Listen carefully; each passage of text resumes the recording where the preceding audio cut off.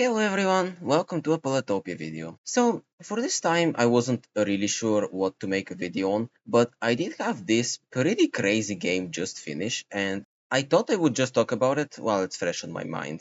Also for this video I've installed a different microphone so I may sound different than normal. So anyway, this is a mirror matchup between Imperius on a 400 tile dryland map. Yeah, basically, and that's kind of my opinion, but mirror matchup between tribes on dry lands, especially economic tribes, is probably the most skill-based game you could possibly get in Polytopia. That is, quite literally probably the most even you can get both players to start, right? I mean, obviously playing the same tribe and dry lands, which probably has the fairest map generation out of all the other maps. None of it's perfect, and we'll see actually this game. There are quite a couple of random things that do lead my opponent to actually get way ahead of me. And I'll talk about them in a bit. But yeah, because of those things, this game ends up being very interesting and carried out pretty sluggishly to the late game, where I think it also ends in a pretty odd way. So yeah, I think it's very interesting. Yeah, about that. When I started recording this video, I thought it was going to be just like the previous ones, where I would just play a replay and pause and comment over it for what was happening. And I did that, and the footage ended up being more than 3 hours long. Yeah, I'm not gonna be able to edit that to a less than an hour long video. So what I'm going to do instead is I will play a fast forwarded recording of the whole replay, and after it's over I will include commentary only about a few key moments of the game. So enjoy the replay, I think it's a very interesting game.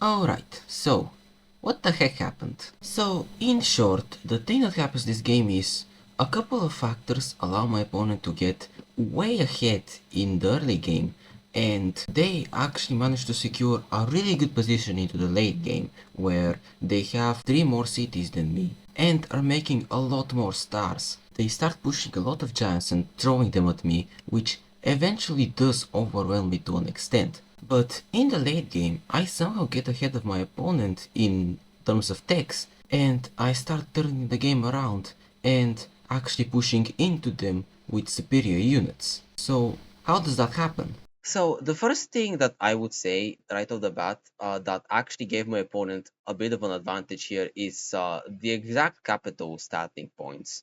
Now, to be fair, overall, again, they're very even overall, I would say. But we'll see later on in the game, the opponent's capital position actually allows them very good opportunities to expand way more effectively than me. Not necessarily because his starting capital position is strictly better, but just because the exact way the map had generated allowed him to spread way more effectively than me. I mean, first of all, you'd notice we actually spawned, like, even though this is a 400 tile map, we actually spawned very close to each other. There's actually one city in between us. So it's one of those games where whoever just happens to send like a unit towards your first cap and is able to get grab the city first is just going to be further ahead in the game. And yeah, that is kind of what ends up happening. Also, I one other thing with their capital placement, I did say it's not really that much superior, but it is a little bit because even if you just look at the village that are next to us, again, this one's clearly going to be contested between the both of us. I am certain that basically I can count these four villages next to me as being immediately next to each other. Meanwhile, he can count effectively six villages being very close to his capital, right? Yeah, so the opponent discovers me here, exactly on the tile, and is able to immediately take riding and train a rider here, and is which allows him to smack my warrior.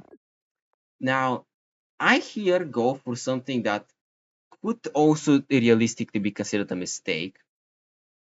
I decide to smack here, which, first of all, I do think that's actually kind of silly. In general, I could have actually moved this warrior first here to get like an extra tile of vision and then smack the warrior. That means that it's a straight up mistake, but in general, smacking this warrior is obviously clearly the wrong play in retrospect because he has a rider here that's able to kill it. Now, whether that's like actually is a mistake is a different question. Because realistically, and I do know this guy and my elo was at both of us were at 600 elo, so I can very much suspect that this is a good player, and it's a player that wouldn't make a mistake of just smacking the warriors and like dying without them being able to retaliate and finish off this guy, right? But the second I saw this, I thought the guy just made a mistake because I was like, because again, I did not expect to for us to spawn that close to each other. I was sure he'd spawn like here somewhere, and this was basically just his first warrior that maybe just didn't find a village and moved it up to here. And I was thinking that there was no way he could actually reach this warrior with another unit, and that he had just made a mistake, and thus I decided to just kill his warrior. And again, in retrospect, that was wrong, but I'm not sure if it really is a mistake because I'm not sure that I could have suspected that we were spawning this close to each other, and that yeah, it was exactly the meeting stars that allowed him to train a rider right now at his capital, which would have the exact amount of tiles to reach the warrior. Um, but yeah, he is able to do that, and I'm not actually gonna be able to kick him off the city. He buys roads here, just really rushes the roads, which I think is somewhat fair. Right, so I go for a very interesting play here, which I think is picking up roads myself, right? But yeah, he literally takes roads before catching this to say this is just to have roads. But yeah, this is the turn that was really quite horrible for me. So yeah, so I decide that what I'm going to do is I'm killing this warrior, putting this rider here, and I'm putting this rider here, which means he's going to need 4 units to unsiege. And again, from my perspective, there is absolutely no way that he has that. To be fair, this play I make here, by all means, should have worked. I should have gotten this village. In this position, there should be no way that the opponent can actually siege here. Now, thing is, they just are able to. Because they rushed roads, like instead of upgrading two cities, they just rushed unlocking roads. They're able to exactly place two roads here for these two units, which, really just went for this village, probably didn't even plan on actually sending them towards here. It places two roads, which actually allows both of these units to actually get to here, right? He also happens to need exactly only two, which is the amount he can spend on. That's exactly the amount he needs in order to unsiege here. Uh, Now, to be fair, that does cost him a lot, and we'll see that later on. That was literally his entire turn. He was forced to move off of this village and spend, like, his previous turn was spent on just taking roads. But this turn, he was forced to spend all of his stars on buying two pieces of roads and moving off of a village he was about to capture. So this was costly for him, but it is honestly insane that he was even able to do that in the first place. Because yeah, by all means, like, the opponent should not have been able to unsiege this city. So from that point, the opponent does manage to fully establish control over that city, and for the next bit of the game, we mainly go on to trying to expand throughout the rest of the map, trying to undercut the other player, and we do both manage to prevent the other person from getting to the two villages in the middle. I think the most notable thing that happens throughout this time is... So yeah, that did just happen. Now, runes will play a pretty big part in the game a bit later on, so just keep this ruin in mind. So next I decide to take farming, which I wanted to note because it probably wasn't a good choice and it would have certainly been better for me to spend my stars on something else, or at least bought a hunting tech, because I do end up going forestry and mathematics this game, and that would have helped me go towards it sooner. But I do end up going farming, which allows me to get a few quick and cheap upgrades on cities. But the next meaningful moment actually comes. Now, over here, they also get their network monument, which is another thing that their capital placement helps immensely. There's so many cities here that he has way easier of a time just connecting them together with fewer roads. And thus he's able to get his network monument way quicker than I am, and he immediately uses that this turn to get a giant. Again, I don't have vision in his capital, so I actually don't discover that until a few turns later. But that is a really big. That ends up being a really big deal. Getting the giant is like the first turn where he's super ahead of me. I mean, because yeah, I mean he gets the network monument with which he gets the giant, and then he actually upgrades this city and also monuments. Puts the second monument here immediately for stars.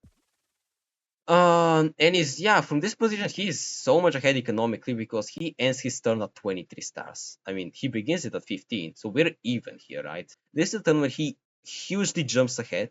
Again, mainly due to him having way more cities bundled together, which he can roll easier and thus rush a giant quicker. So the opponent pushes a giant, which economically puts them very far ahead, but also the way they decide to use their giant is they send it towards the uncaptured villages in the middle to actually guarantee getting them, because I can't kill the giant. And that of course works, I can't really prevent that in any way, so the opponent does get the middle villages. But in a way, that's not that bad for me because at the current moment, I wouldn't have been able to deal with the giant at all, and the opponent using the giant just to capture the middle villages actually gives me a bit of time to develop an answer to them. So the next noteworthy thing that happens is... And the opponent does also get a really good explorer out of one of their villages, which is gonna matter in a turn. There is also a moment where I decide that I need to use a monument just to upgrade a city for free to take 5 stars, just in order to catch up a little bit economically, which is something I don't typically like doing because I prefer saving my monuments for pushing giants. But I do end up using the monument in a city where the population I get from it does eventually allow me to push exactly one more giant. and that I'm pretty proud of. And then the next meaningful moment is So first of all, what he does is, obviously he can get to this rider. He places, first of all, he needs two rolls, which one of them links the city anyway. But yeah, he needs two rolls just to get these riders up to here. And he needs to also get these riders up to here in order to kill this rider. And then he has the exact amount of tiles to just place four roads and get all the way to this city. Yeah, that's what he does, which actually kicks me off of the city, which is kicks me off of the city, and he's going to get destroyed. He had to place six roads this turn. Six whole roads to do this play. Again, to be fair, that does actually link these two cities to the capital eventually and stuff. But yeah, that's basically spent half of his turn worth of income. Actually, more than half of his turn worth of income. so for the next little bit I play pretty passively. I even use a few monuments just to actually take border growths for cheap. I unlock hunting and use that to push a giant at my capital. And then the next few turns in a row, I take forestry and mathematics in order to start chaining catapults to deal with the giants that my opponent has. And in order to actually be able to afford that and still do the other things I need, I start chopping forests. This game I chop about 20 stars worth of forests in order to actually be able to afford those techs. Sometimes to the detriment in some places. I leave the city in the corner of the map with basically no way to be upgraded further other than actually using a monument, which I don't end up doing for a while because I'm forced to use all of the ones they currently have in a little bit. So, due to insane luck, the opponent is in a position to get a third tier tech, but the opponent deciding to take the construction tech of all things is probably the one decision that does actually allow me to have a comeback in this game. But I will have to explain that a bit later. What happens next in short is, I use mathematics to chain catapults and push a few giants to establish defensive positions and try and protect my cities from the opponent. The opponent at the same time uses construction to push out as many giants as they can to try and overwhelm my defenses. And with a lot of very well executed attacks, eventually does work for the one city that's very close to their territory, and they do eventually capture that from me, but while that is happening, I'm also able to go for trade and establish markets. The opponent does follow that as well and establishes their own too, but they do that a few turns after me. But by the time my opponent manages to capture that city, I've already established my positions and my catapults can start pushing back their giants. And at this point I'm also in a position where I can straight up rush for free spirit and chivalry, and I use those to destroy everything in that city. At this time I also finally managed to send a giant, well actually the second giant, but I finally managed to capture the village in the corner of the map that my opponent's been denying me for quite a few turns. My opponent doesn't immediately appropriately respond to the fact that they're starting to be pushed back, and instead continue using construction to upgrade villages and establish markets. They do finally go free spirit chivalry themselves around the turn where they have to start chaining knights and just throwing them at my giants in order to unsiege their cities. And around this time, I myself straight up have unlocked diplomacy and have prepared to start chaining cloaks because of how pushed back their armies in compared to their cities. And at the end, the turn that breaks them is... Now, see what we do here. First of all, I mean, they throw knights at these giants, obviously.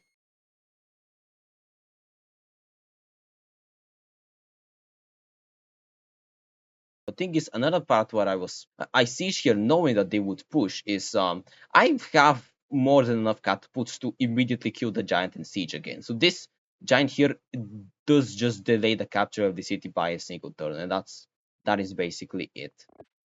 But yeah, so they also obviously start throwing knights here, and there is an interesting thing they make with this. So they right now they even take border growth here, but what they do here is they push a giant just to push the knight a tile forward in order to reach all the way here And that is because what they decide to do with their knights, they have more than enough knights to unsiege these giants. So that is why the opponent actually decided they had to push these knights, which they need to do in order to have exactly enough knights to actually kill this giant on top. Plus, smacking a bunch of other units in there. Basically, actually all of their units in order to actually be able to kill both of the giants. They have just about barely enough. And that is the thing. This costs them all of their stars. But the thing is, next turn, what I'm preparing to do is next turn, I am going to siege here with these giants. These giants, if the opponent doesn't actually decide to move them back finally, they will almost die. So I will siege this city. I could siege this city with, to be fair, slightly damaged giants. I could obviously immediately kill this giant, siege here, and then I'm not sure the opponent can actually push at all because though they've exhausted basically all of the resources in the city. And I could obviously kill these knights. Heck, I could chain them with my knights. And then I could actually just immediately roll this giant and siege here as well. Even if they had a way easier way to actually um even if they had a way easier way to unsiege all their cities this turn, next turn would be the main turn where I try to completely overwhelm them. Like, my next turn is the one where I was actually meaning to attempt to completely overwhelm them. Where theoretically they would have had to unsiege 4 giants, and at this point they had no more pushes in all of these cities.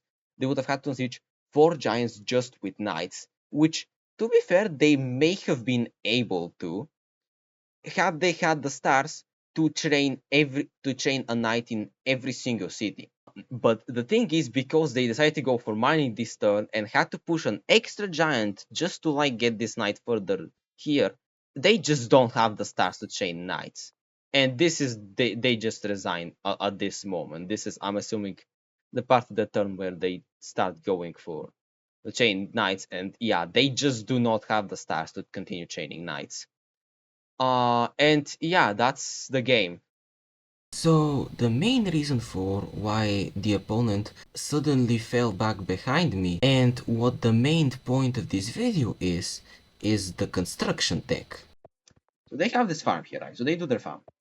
They burn 2 forests into farms. They place the one farm here, and this one's just for the purposes of a windmill. And they burn a third farm here, which yeah is exactly enough for the giant, which like is big. But yeah, the opponent just spent 35 stars, and obviously this was level 2 village, so get 5 back. The opponent just spent 30 stars to upgrade this village 3 times to get a giant. 30 whole stars for that. And this is where I think I get this. Especially this is the egregious part. He didn't even need this to be a farm. They just burned the forest in order to place the windmill. The opponent, and for this position, that's kind of what ends up happening. I'm kind of gonna go into like how this game progresses. From this point on, the opponent kind of just starts spending a ludicrous amount of stars upgrading. I mean, to be fair, burning all of these into farms, which they could get. They upgrade the city so much, they get a lot of giants out, but they spend basically virtually all of their stars on that. That is actually like when I actually looked at this replay and saw just how much more stars per turn the opponent was making. I was so heavily surprised. How in the world they weren't destroying me like around this point of the game? It's because yeah, the reason why I am able to like keep ahead of them tech wise, it's because what they do now with the stars is they spend like 20 to 30 stars per city in order to get a giant out of it. In order to, just throw as many giants at the cities as possible. To be fair, that kind of eventually ends up accomplishing something. But that was so ineffective, the way my opponent was spending my stars to get their giant here. Just because, like, I feel like construction is a super useful tech. And like since they did give construction the burnt forest ability, it has made it actually super useful. Um, it has made construction actually somewhat viable in comparison to the other decks. But I, what my fucking opinion, I already kind of mentioned, I already have a game about construction. My opinion on construction is that Burning Forest is still just way too expensive. Because they gave that to construction, but they made it 5 stars, which is so ludicrously expensive. And I think construction is a super good tech, but I think in if you were taking construction, you still need to take it in a situation where you have a lot of farms, not just when you have a few farms and a shit ton of forests and like just gonna burn all them into farms. I don't think that's a good idea because that's so much stars to actually try and burn forests and a huge amount of forests into farms. So this is where I think like if the opponent had at least had forestry, every time they had to burn a forest in order to just place a windmill, if they had taken forestry, they could have just instead chopped that forest, which each time they were placing a windmill on top of a spot that was a forest, would save them 6 stars.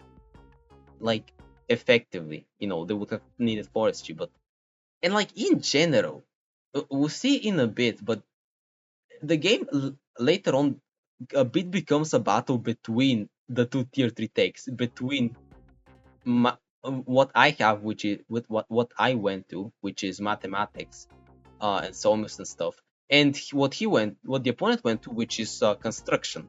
And yeah, I think it's pretty clear which ones the two techs actually ended up winning this time. That's it, end the video.